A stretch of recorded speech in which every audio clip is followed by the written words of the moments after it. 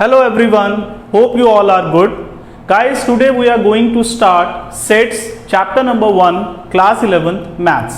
And not only for class 11th, if you are preparing for your competitive exam, then this video gonna helps you a lot. I am Lalit Kapoor, your maths mentor, and welcome to our channel Lalit Kapoor Classes. And guys, if you are new to our channel, then please subscribe, like and share our channel. So let's start.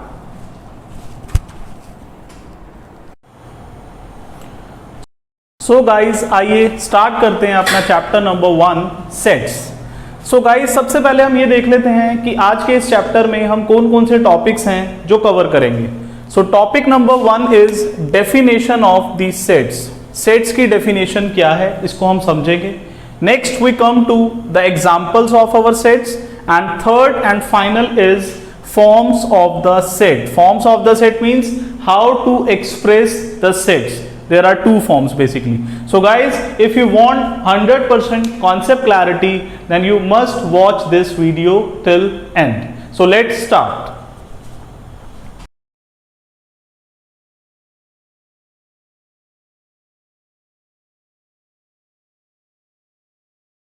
Guys, सबसे पहले समझते हैं कि set क्या होते हैं। A set is a well defined collection of objects. So guys, अगर मैं आपसे बात करूं कि what do you mean by a well defined collection of objects, तो इसी को guys बेसिकली हम बोलते हैं सेट। यहां पर guys अगर आप इसको देखें collection of objects, तो ये सबको क्लियर होगा। collection of objects का मतलब collection of pens, collection of books, collection of mobile phones, collection of कुछ भी ले सकते हैं आप, ग्लासेस ले सकते हैं, कलेक्शन ऑफ कार्स ले सकते हैं, what ever you can give so many examples. But यहां पर गाइज आपको नोट क्या करना है कि set is not only a collection of object. Okay, what is this? A set is a collection of object, but it should be well defined. Now what do you mean by well defined? So guys, well defined का मतलब ये हुआ, इसके नाम से ही clear है। well defined means जिसके लिए सभी का मीनिंग सेम निकले। मैं आपको कुछ एग्जांपल्स देके पूछूंगा। लाइक सपोज मैंने आपको कहा सेट ऑफ 5 पेन्स। मैं आप लोगों से क्वेश्चन कर रहा हूं सेट ऑफ 5 पेन्स। तो इसको सुन के बीइंग अ स्टूडेंट आपके माइंड में क्या आंसर आ सकता है? लाइक किसी के माइंड में आया Rotomac, Reynolds, Cello, Flair and Pilot. These are the brands of pens. ठीक है बेटा, these are the different brands of the pens. लेकिन इसके लिए किसी के दिमाग में ये भी तो आ सकता था another option, red, blue, green, orange and black. These are the colors of the pen, these are the brands of the pen, and there may be some other examples for 5 pen as well. So क्या लगता है अगर मैं आपको बोलता हूं कि collection of 5 pens या set of 5 pens, तो what do you think? सभी के लिए इसका मीनिंग सेम होगा या it may differ? तो आप कहेंगे सर ये तो अलग हो सकता है। So ये collection तो है, this is a collection, you can say this is a collection. But all the collections are not well defined, so they are not set. If the collection is not well defined, it cannot be a set. So guys, basically set क्या है? Well defined. अब ये well defined पे आते हैं, आइए समझते हैं well defined क्या है। Well defined का मतलब ये हुआ guys, जिसके लिए सभी का मीनिंग सेम निकले। For example, the set of first 5 natural numbers. So guys, आप देख सकते हैं यहां पर भी मैं कलेक्शन की ही बात कर रहा हूं। और कैसी कलेक्शन की बात कर रहा हूं? First 5 natural numbers. तो गाइज अपने अपने मन में आंसर दीजिए मुझे कि आप लोग इसका आंसर क्या देंगे। तो मोस्टली सभी बच्चों को पता होगा कि natural number starts with 1, so the set of 5 natural numbers must be 1 2 3 4 5। Got it? क्या मुझे इसका कोई भी आंसर ये दे सकता था? 0 1 11 13 19? क्या मुझे इसके अलावा कोई भी आंसर मिल सकता था किसी भी स्टूडेंट से, अगर उसको जरा सी भी नॉलेज है कि नेचुरल नंबर्स क्या होते हैं? Obviously not. So it means this is a collection of set, but what kind of collection? Well defined. So we can say that this is a set. Is it clear to everyone? So just note it down. आगे बढ़ते हैं इसके बाद। सो आइए guys बात करेंगे अब हम एक डेफिनेशन के बाद एग्जांपल्स ऑफ सेट्स की। और गाइज ये एग्जांपल्स कहीं और से नहीं लेके आने, ये आपकी डेली लाइफ से ही आने वाले हैं। कैसे आएंगे? आइए मैं आपसे कुछ एग्जांपल्स पूछूंगा और आपने सोच के बताना है कि ये वेल डिफाइंड है या नहीं। If it is well defined it is a set, if it is not well defined it is not a set. ठीक है? तो बेटा आप लोगों ने क्या करना है, इस एग्जांपल को पढ़ना है जो भी मैं लिखूंगा, और मन में सोचना है कि ये सेट है या नहीं है। आइए स्टार्ट करते हैं। First example, the set of all whole numbers less than 10। So guys ये फर्स्ट एग्जांपल है। अब इसे हम कैसे जज करेंगे बेटा? आप इस स्टेटमेंट को पढ़ें और इसका आंसर सोचें क्या निकलेगा। अगर आपको लगता है कि सभी इसका आंसर सेम देंगे, दैट मीन्स हम कह सकते हैं कि it is a well defined collection, so it is a set. और अगर इसका आंसर अलग अलग हो सकता है तो it is not a set. तो the set of all whole numbers less than 10, तो इसमें क्या आएगा बेटा? होल नंबर 0 से स्टार्ट होते हैं, 1 2 3 4 5 6 7 8 9 10। ठीक है बेटा? यहां तक आपने ये समझ लिया कि इस सेट को मैं ऐसे लिख सकता हूं एलिमेंटल फॉर्म में। Now the question is guys, यहां पर एक बहुत इंपॉर्टेंट चीज आपको फर्दर एग्जांपल्स आगे बढ़ने से पहले समझनी है कि क्या मैं इन एलिमेंट्स को एज इट इज लिख दूं? 0, 1, 2 से लेकर लेस देन 10 है, सॉरी इसमें 10 नहीं आएगा, टिल 9 आएगा। तो बेटा यहां पर हम सिर्फ इन नंबर्स को ऐसे लिख दें या कुछ और भी करना चाहिए? So we must put a bracket for these elements and the bracket should be like this. इन्हें हम क्या बोलते हैं बेटा? Curly brackets. क्या बोलते हैं? Curly brackets. तो ये जब भी हम सेट के एलिमेंट्स को शो करते हैं गाइस, तो उन एलिमेंट्स को हमें कर्ली ब्रैकेट्स में हमेशा रिप्रेजेंट करना है। अगर आपने यहां पर इस तरीके के ब्रैकेट्स यूज किए तो ये आपका रॉन्ग आंसर होगा। क्लियर है? सेट को जब भी लिखेंगे तो हमेशा कर्ली ब्रैकेट ही यूज करेंगे। क्लियर? एक बात और, क्या मैं इस सेट को, ओवरऑल सेट को कोई सिंबल रिप्रेजेंटेशन दे सकता हूं? कोई डोनेशन किसी चीज से इसको डिनोट कर सकता हूं? तो यस, मैं यहां पर इसका नाम रख सकता हूं capital A, capital A, capital B, capital C. तो यहां पर आपने दो चीजें सीखी बेटा। First, sets are denoted by capital letters like A, B, C, etc. And second, always use curly brackets. कैसे ब्रैकेट्स यूज करने बेटा आपको? Curly brackets. ये दो पॉइंट्स हमेशा ध्यान रखेंगे and please note this down. इसके बाद हम फर्दर एग्जांपल्स को कंटिन्यू करेंगे। सो चलिए गाइस कुछ और एग्जांपल्स लेते हैं डेली लाइफ से। फॉर एग्जांपल मैंने सेकंड एग्जांपल में मार्क किया the set of all vowels in English alphabets. क्या लगता है गाइज आपको ये सेट है या नहीं है? क्या लगता है आपको? जल्दी से बताइए सोच के। यस, बिल्कुल करेक्ट आंसर, ये सेट है, क्योंकि वॉवल्स का मतलब सभी के लिए सेम होता है, that is A, E, I, O and U. Correct answer. आइए गाइज और एग्जांपल ले लेते हैं हम। थर्ड एग्जांपल पे आ जाते हैं। The set of all questions in chapter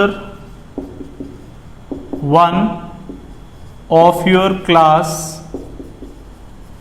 11th maths NCERT book.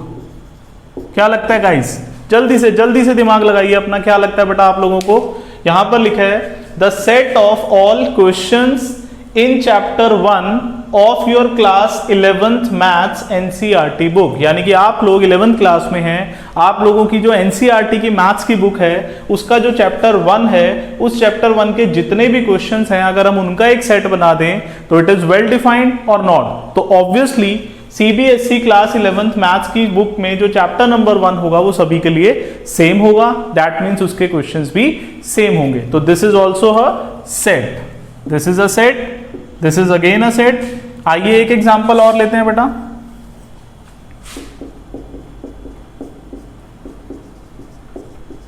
The set of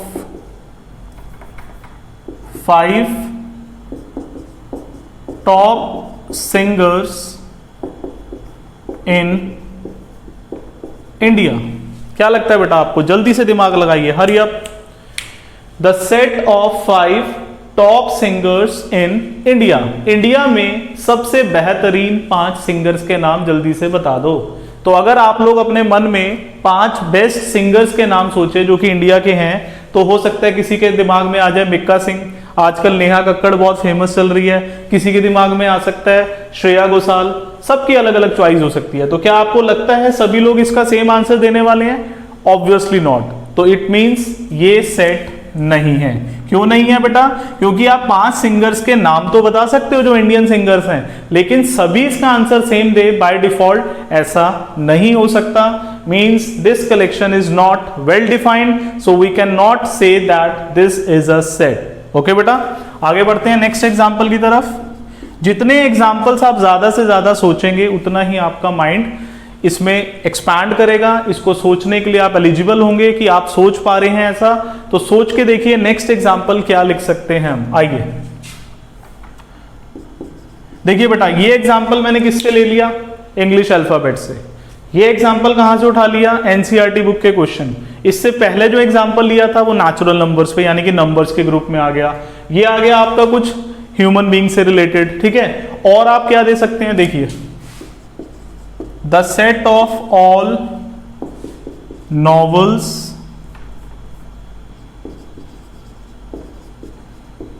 written by Munshi Premchand. अगर मुंशी प्रेमचंद एक राइटर हैं जो नॉवेल्स लिखते हैं, तो जितने भी नॉवेल्स उन्होंने लिखे हैं उन सब की कलेक्शन को आप क्या बोलेंगे? इज इट अ सेट और नॉट? जल्दी से सोचिए, दिमाग लगाइए। सपोज करिए मैं मुंशी प्रेमचंद हूं, हालांकि मैं हूं नहीं, लेकिन मान लेते हैं कि मैं मुंशी प्रेमचंद हूं और मैं नॉवेल्स लिखता हूं। तो गाइज मैंने अपनी लाइफ में जब पहला नॉवल लिखा होगा और आज तक मैंने जितने भी नॉवेल्स लिखे होंगे वो तो सेम ही रहेंगे ना, ऑब्वियसली वो चेंज नहीं हो सकते। हाँ, यहां पर एक चीज और आती है कि सर हमें तो पता ही नहीं मुंशी प्रेमचंद कौन है और उसने कौन कौन से नॉवेल्स लिखे, तो हम तो इसका एक भी आंसर नहीं दे पाएंगे। तो क्या ये सेट होगा? सो गाइज ये चीज आपको पता है या नहीं पता, that is not a condition. आप उसके बारे में अवेयर हैं या नहीं, that is not a condition. The condition is that कि वो एग्जिस्ट करे आंसर और सेम करे। Is it clear to everyone? तो this is also a set. समझ में आया बेटा आपको? There are 4 examples. इससे पहले मैं एक और दे चुका हूं, सो टोटल 5 एग्जांपल्स हैं जो हम कर चुके हैं। यहां हम नंबरिंग थोड़ी सी ठीक कर सकते हैं। This is 4th example and this one is 5th। ठीक है बेटा? So try to explore more examples from your surroundings, from your daily life. इसके बाद हम आगे बढ़ते हैं अपने नेक्स्ट टॉपिक की तरफ, which is forms of the set.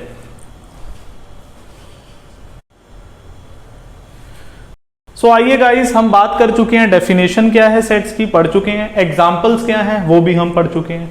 अब हम बात करने वाले हैं अपने नेक्स्ट टॉपिक की, which is forms of set. Forms का मतलब क्या होता है बेटा? Forms means how to express sets, मतलब हम सेट्स को कैसे लिख के दिखा सकते हैं। ठीक है बेटा? तो सेट्स को कैसे एक्सप्रेस किया जाता है आइए मैं बताता हूं। तो forms of the set basically 2 होती हैं guys. The first one is called roster और इसका दूसरा नाम भी है टेब्यूलर फॉर्म। इसको आप रोस्टर फॉर्म भी बोल सकते हैं बेटा और टेब्यूलर फॉर्म भी बोल सकते हैं। ये क्या होती है अभी मैं इस पे आऊंगा। And the second form is set builder form.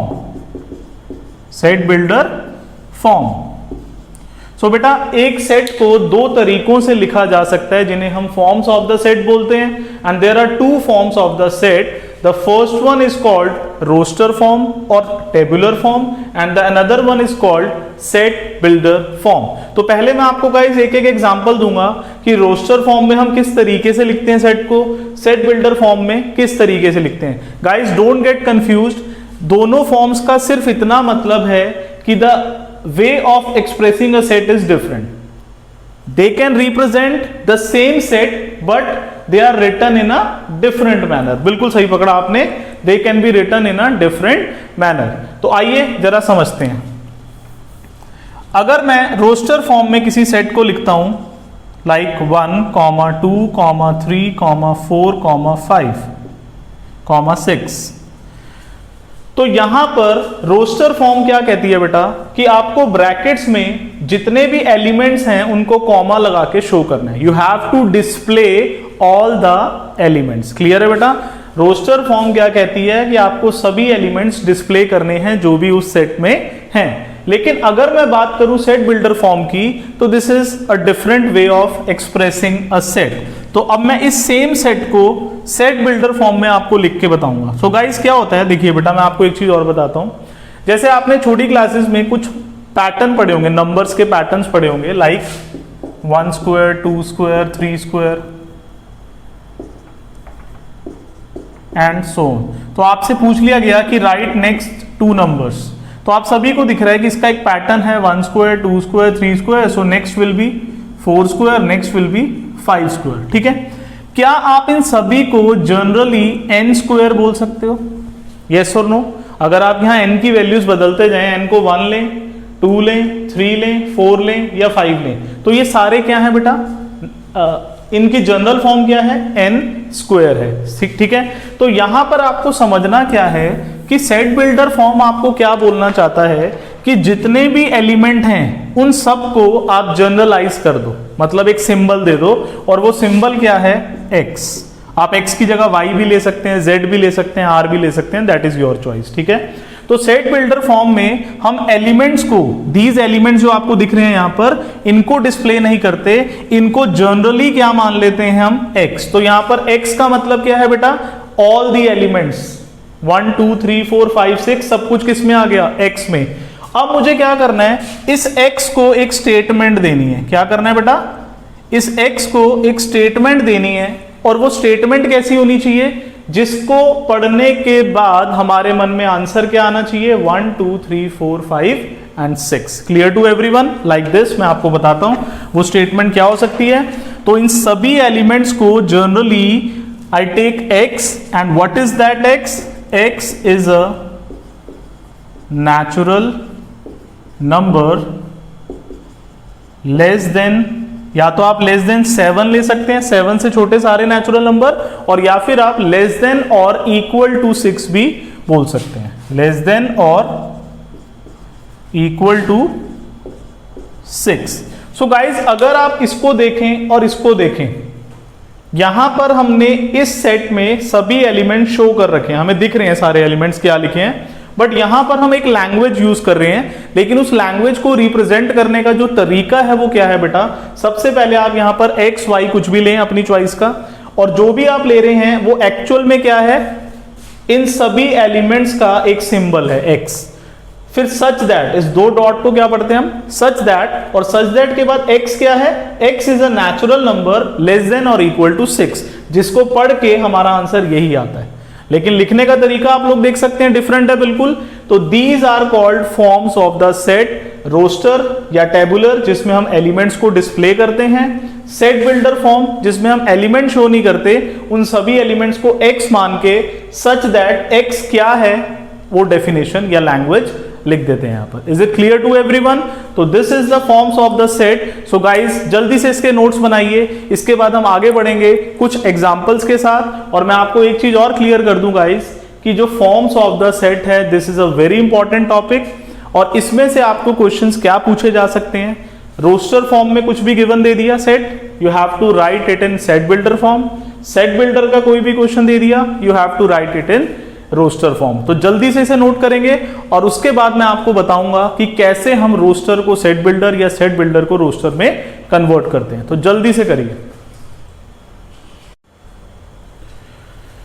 सो चलिए गाइज, अब हम बात करेंगे कन्वर्जन की। और कन्वर्जन बेसिकली दो आते हैं। कितने आते हैं बेटा? दो कन्वर्जन आते हैं। एक आता है कि आपको गिवन में सेट बिल्डर होगा और आपको उसको रोस्टर में कन्वर्ट करना है, and the second conversion is कि आपको रोस्टर फॉर्म गिवन होगी और आप उसे सेट बिल्डर फॉर्म में कन्वर्ट करेंगे।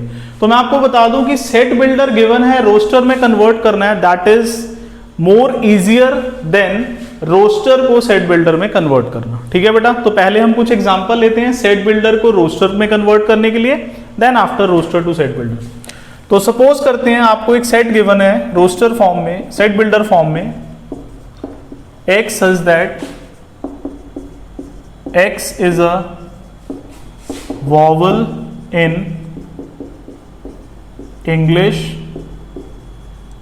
alphabets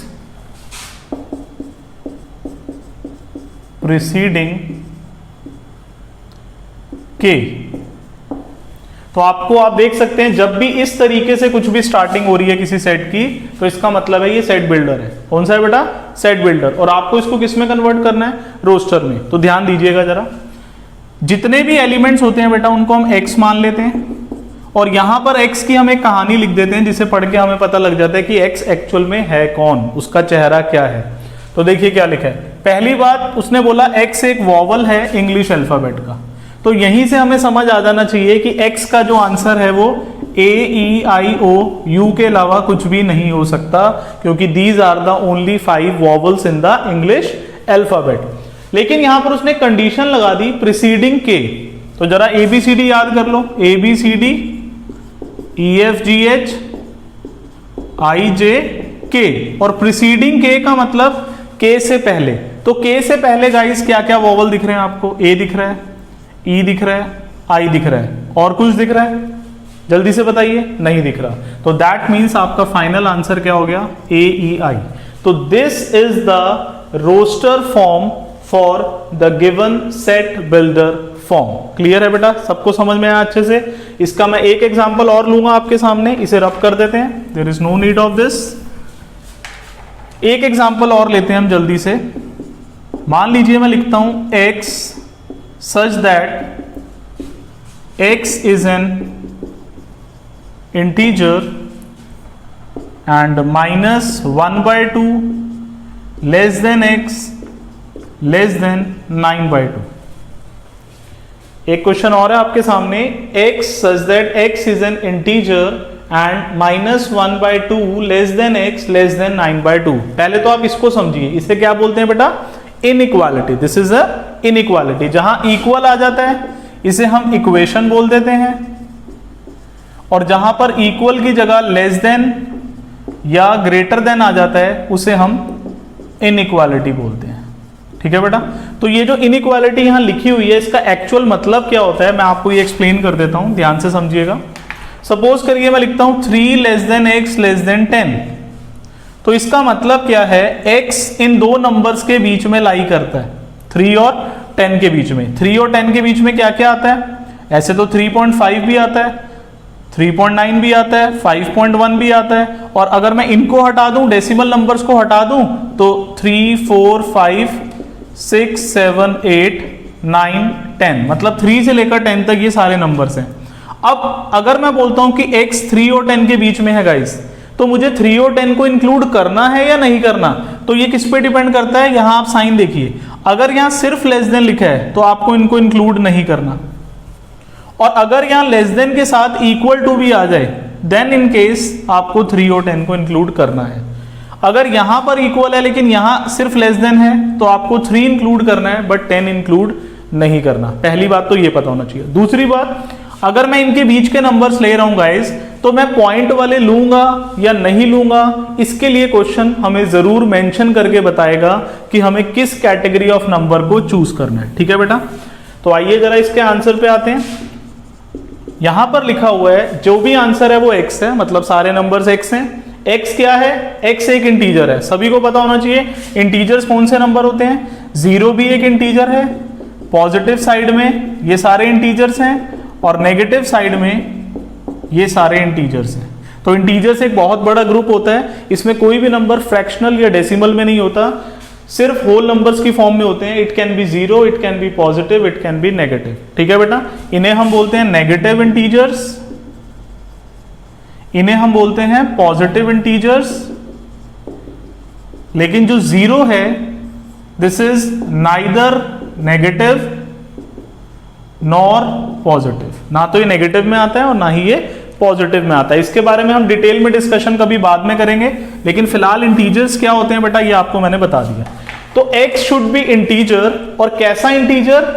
-½ less than x less than 9/2, मतलब जो इनके बीच में है। तो आप सबसे पहले इनको डेसिमल में लिख लो। 1/2 को हम डेसिमल में 0.5 बोल सकते हैं, 9/2 को हम डेसिमल में 4.5 बोल सकते हैं। और अगर आप इनको नंबर लाइन पे देखें बेटा, सपोज करें ये 0 है तो माइनस का 0.5 यहां कहीं होगा, और सपोज कर लेते हैं ये 4 है तो 4.5 यहां कहीं होगा।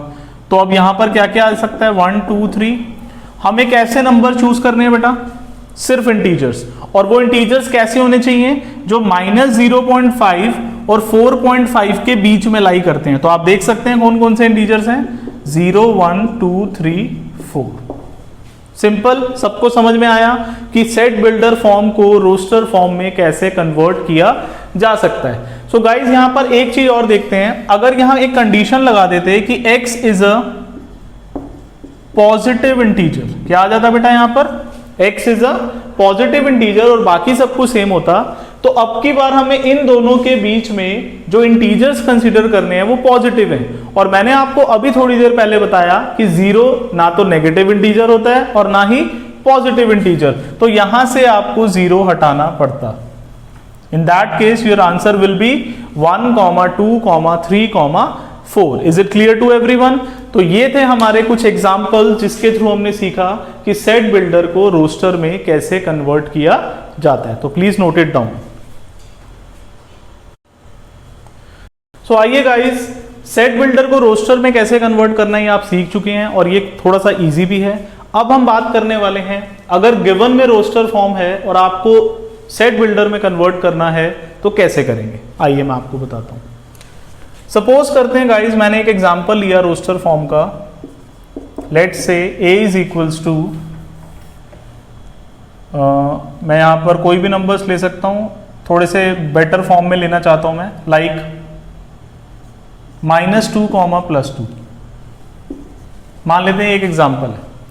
अब गाइज आपको -2, +2 गिवन है और आपको इस चीज को एक लैंग्वेज में यानी कि सेट बिल्डर फॉर्म में रिप्रेजेंट करना है। ठीक है बेटा, तो सबसे पहले आपको क्या करना पड़ता है, मैं आपको गाइज एक इजी एग्जांपल से स्टार्ट करना चाहूंगा, ये आपके लिए थोड़ा सा डिफिकल्ट हो सकता है नेक्स्ट लेवल पे। सपोज कर लेते हैं यहां पर मैंने लिखा 2 4 6, या फिर आप इसको ले लो 2 3 5 7, 2 3 5 7, ये 4 नंबर्स गिवन है रोस्टर फॉर्म में। You have to write the set builder form for this set. अब आप क्या करेंगे, सेट बिल्डर फॉर्म में सबसे पहले स्टार्टिंग कैसे होती है, ब्रैकेट बना के x सच दैट। अब आपको x के लिए एक स्टेटमेंट ढूंढनी है जिसको पढ़ने पे आंसर 2 3 5 7 आ जाए। ठीक है, क्या ये सारे ऑड नंबर्स हैं? आप कहेंगे नहीं सर, 2 तो इवन है। क्या ये सारे इवन नंबर्स हैं? वो भी नहीं है। क्या ये सारे इंटीजर्स हैं? आप कहोगे यस सर इंटीजर तो हैं, लेकिन ये इंटीजर एक ही गैप पे चल रहा है या अलग अलग गैप पे? अब जैसे 2 और 3 में 1 का गैप है, 3 और 5 में 2 का गैप आ गया, 5 और 7 में 2 का। तो अगर ये अनइक्वल गैप पे हैं तो मैं इनको इंटीजर नहीं बोल पाऊंगा, क्योंकि इंटीजर के लिए तो मुझे एक पैटर्न चाहिए। तो अगर आप ध्यान से देखें गाइस, तो ये सारे नंबर्स एक्चुअल में कौन से नंबर्स हैं? Prime numbers. सभी को पता है प्राइम नंबर्स क्या होते हैं, जो सिर्फ खुद की टेबल में आते हैं, या फिर आप ये कह सकते हो कि जिसके एग्जैक्टली 2 फैक्टर्स होते हैं, एक 1 और एक वो नंबर खुद। तो क्योंकि ये सारे प्राइम नंबर है तो इन सबको मैं क्या बोल सकता हूं, x such that x is a prime number. अब किसी ने इतना लिख के क्लोज करके बोला सर हो गया, मेरा तो आंसर आ गया, पूरे मार्क्स मिल जाएंगे। लेकिन मैं आपको बता दूं कि यहां पर आप एक बहुत बड़ी गलती कर चुके हैं। आपने ये तो बोला कि इस एलिमेंट्स को हम x मान रहे हैं और x एक प्राइम नंबर है, लेकिन प्राइम नंबर कहां से शुरू होते हैं बेटा? अगर कोई भी ये सब पढ़ के लिखना शुरू करे तो वो पहला प्राइम नंबर लिखेगा 2, फिर लिखेगा 3, फिर लिखेगा 5, 7। क्या 7 के बाद प्राइम नंबर्स खत्म हो जाते हैं? नहीं होते। तो नेक्स्ट आता है 11, 13, 17, 19 और वो तो लिखता ही जाएगा क्योंकि आपने तो उसको कोई डायरेक्शन ही नहीं दी, आपने तो बस इतना बोल दिया कि x एक प्राइम नंबर है। तो क्या ये सेट इससे मैच करेगा? नहीं करेगा। तो यहां पर आपको एक ऐसी स्टेटमेंट लिखनी है बेटा जिसका एग्जैक्ट मीनिंग 2, 3, 5, 7 निकले।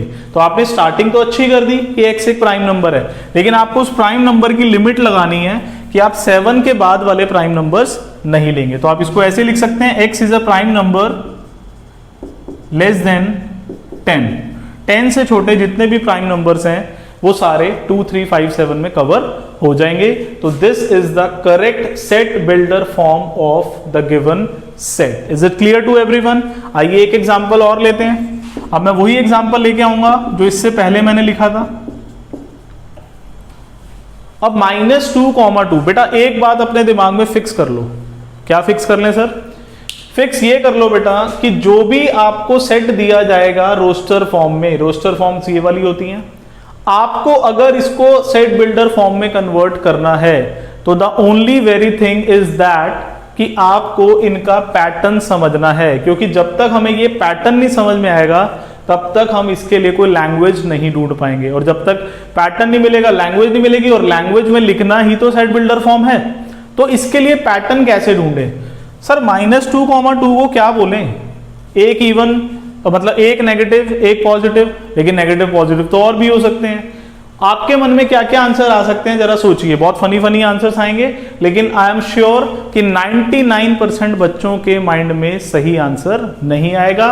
रीजन इसका ये नहीं है कि बहुत डिफिकल्ट है, रीजन ये है बेटा कि आप लोग पहली बार ऐसा पढ़ रहे हैं, तो जब तक पहली बार सुनेंगे नहीं तो प्रॉब्लम तो आएगी। तो अगर आप लोगों को ऐसे 2 नंबर लिखे हुए आ जाए और उनमें कोई स्ट्रेट फॉरवर्ड रिलेशन ना हो, जैसे 1, 2 होता तो मैं लिख देता फर्स्ट 2 नेचुरल नंबर, 0, 1 होता तो फर्स्ट 2 होल नंबर्स लिख देता, 2, 3 होता फर्स्ट 2 प्राइम नंबर, लेकिन ये तो इधर उधर के नंबर हो गए, है ना। तो गाइज एक बात समझना, जैसे मान लो मैं इसकी जगह लिख दूं 6, 7 या 6, 11। अब भाई ये क्या करूं मैं 6, 11 का? मुझे तो नहीं समझ में आ रहा है इसका स्टेटमेंट क्या लिखूं कि जिसको पढ़ के ये आंसर आ जाए 6 और 11। तो आप इसको ऐसे सोचो गाइस कि अगर यहां कोई भी 2 नंबर लिखे हैं तो जब आप किसी क्वाड्रेटिक इक्वेशन को, याद होगा 10th क्लास का, जब आप किसी क्वाड्रेटिक इक्वेशन को गाइस सॉल्व करते हैं तो क्या उसके 2 आंसर्स आते हैं? तो इज इट पॉसिबल कि किसी क्वाड्रेटिक इक्वेशन को सॉल्व करके जो 2 आंसर आ रहा है वो 6 और 11 हो?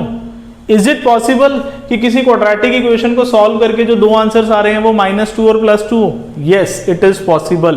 और उन नंबर्स को हम क्या बोलते हैं? Solution of the quadratic equation. तो अगर मुझे ये पता लग जाए गाइस कि ये जो 2 हैं सॉल्यूशन है किसी क्वाड्रेटिक इक्वेशन के, लेकिन वो क्वाड्रेटिक इक्वेशन क्या है जिसके सॉल्यूशन है, तो मेरा आंसर कंप्लीट हो जाएगा। तो आपने सीखा था कि अगर किसी के 2 जीरोस हैं, अल्फा और एक बीटा, एक को अल्फा और एक को बीटा ले लेते हैं, तो सम ऑफ जीरोस -2 + 2 0 आ गया, प्रोडक्ट ऑफ जीरोस -2 + 2 -4 आ गया, और इक्वेशन तो आपने 10th क्लास में ही पढ़ ली थी, x² - sum of zeros × x plus product of 0 = 0। तो इसमें s और p की वैल्यू पुट कर देते हैं। So final answer will B x² - 4 = 0। तो आप क्या लिख सकते हैं बेटा? यहां पर आप लिख सकते हैं कि this is x such that x is a solution of the equation x² - 4 = 0। Is it clear to everyone? समझ में आ रहा है सबको अच्छे से? तो बेसिकली गाइस इस तरीके से भी सोचना पड़ सकता है, और भी बहुत सारे क्वेश्चंस हो सकते हैं जिनके बारे में आपको सोचना होगा। सो गाइस आज मैं आपको ये 2 एग्जांपल के साथ क्लियर कर रहा हूं इस वीडियो में। इन केस अगर आपको कोई भी डाउट आते हैं बेटा तो प्लीज आप लोग मुझे कमेंट सेक्शन में जरूर बताएंगे, एंड मैं आपको अपना डिस्क्रिप्शन में नंबर दूंगा, you can also WhatsApp me if you have any doubt. And guys one more thing, I hope आपको आज का टॉपिक समझ में आया होगा। अगर आपको समझ में आता है तो प्लीज वीडियो को लाइक जरूर करें, अपने फ्रेंड्स के साथ फैमिली में शेयर जरूर करें, जिससे कि और भी हेल्प मिल सके लोगों को। And guys please stay tuned with our channel for more videos. Thank you so much, bye bye.